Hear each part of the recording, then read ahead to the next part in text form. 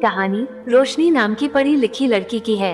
वो अपने गांव में नन्हे बच्चों को पढ़ाया करती थी, जिससे वह अपने घर खर्च के पैसे निकाला करती थी और बच्चों को सही शिक्षा भी मिल जाती थी। कुछ दिन बाद रोशनी का विवाह पास के ही गांव में रमेश से हो जाती है।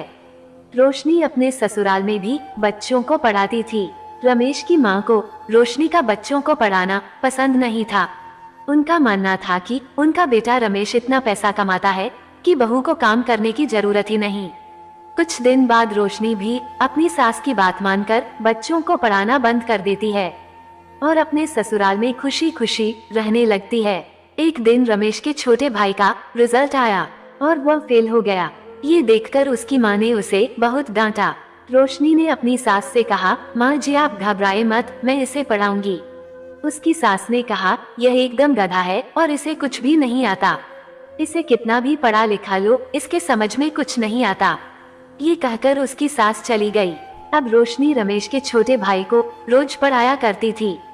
धीरे धीरे वह अच्छी तरह से पढ़ना लिखना सीख गया। कुछ महीने बाद जब उसका दोबारा एग्जाम हुआ, तब वह अपने परीक्षा में अच्छे अंकों से पास हो गया। ये देखकर रोशनी की सास बहुत खुश हुई और अब रोशनी की सास को एहसास हो गया था कि उसकी बहू पढ़ी लिखी है तो उसे उसका शौक पूरा करना चाहिए। अगर वो बच्चों को पढ़ाना चाहती है तो वह सभी बच्चों को पढ़ा सकती है। तो इस तरह से रोशनी की सास ने उसे बच्चों को पढ़ाने के लिए छूट दे दी।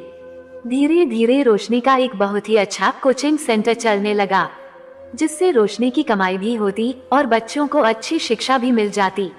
अब रोशनी और उसके ससुराल के सभी लोग बहुत ही खुश थे।